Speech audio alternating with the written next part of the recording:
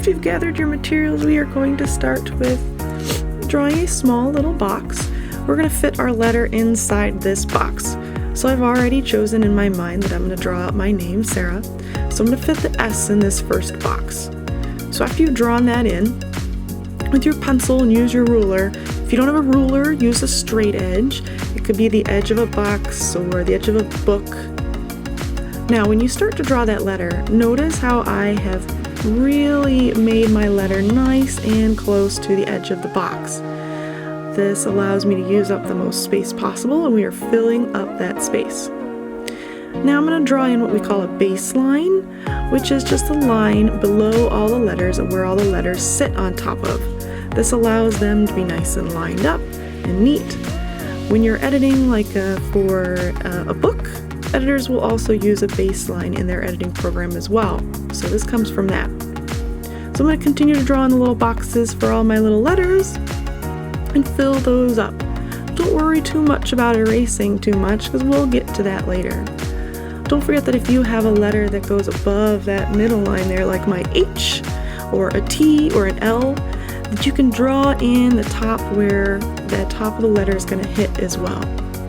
After you're done drawing all those, we're going to erase a little bit, erase the extra pencil marks that we've created, and we're going to go ahead and grab a pen. If you don't have a pen, you can always use a marker or a crayon, something that is permanent, that when we erase the rest of the pencil later, it won't be erased. So I'm going to grab my pen, and I'm going to go ahead and I'm going to outline all of my letters.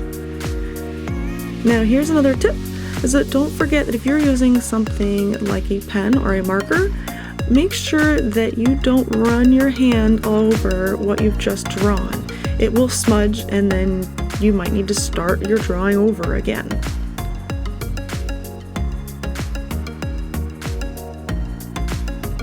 So as I go ahead and I finish drawing this out, think about what could you use this for? Could you make a card for someone? Are you doing a painting with some lettering? There's a lot of home decor signs that are using lettering nowadays. So if you don't have any fancy equipment like a Cricut, you can always do this on your own.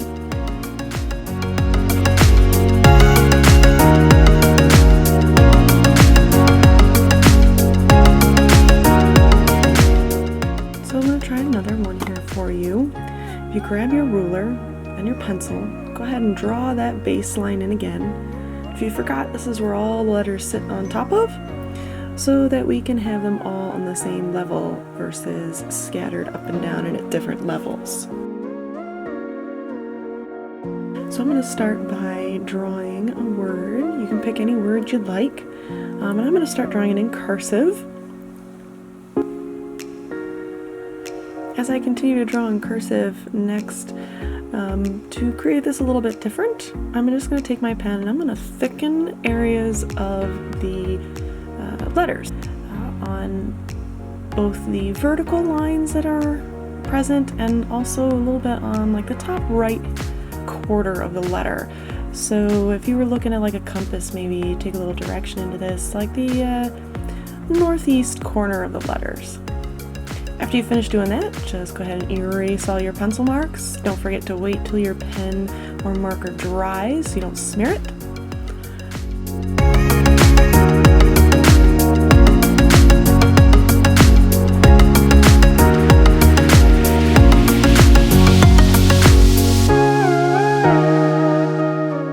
And then we're going to start with our next one. I have another idea for you. Again, these are all just kind of simple ideas, beginner steps. So again, we're going to do the same thing here. We're going to draw on our baseline. I'm just brushing some of the eraser shavings off. They kind of bug me. I'm going to take my pen again. I'm going to keep drawing the same words so you guys can kind of see the continuity between the two, the same things between the two, and you can really pick out the differences a lot easier if the letters stayed the same. So I'm doing some more block letters just with lines to get started. Now after I get these letters all drawn in, I'm then going to draw just on the vertical parts of the letter off to the left-hand side, creating almost like a little block effect but not three-dimensional. Now with curved letters like the C, it's a little different. You're gonna have to almost make it look like a moon, like a crescent moon. And that's pretty simple, but that one's a done. So I have another example for you, one last one. I'm gonna go ahead and draw my letters in as well, same thing, but I'm gonna do a bubble letter. So this is similar to maybe a graffiti style letter, but what I'm actually doing is I'm actually putting each consecutive letter underneath the last one, so I'm overlapping them. This kind of creates a little bit more space in the letters, and I'm also varying up the size. So I'm creating some big ones and some small ones at the same time that I'm overlapping each other. This one, if you're not too skilled or you want to take a little easier approach, you may want to start by drawing them in with pencil first and then overlapping with pen. You could leave it just like this, or you could continue to add some more color or some patterns or some other different designs in the center of the letters. If you have heard anything about Zentangles, this is a great idea to add a little Zentangle feel inside your letters as well.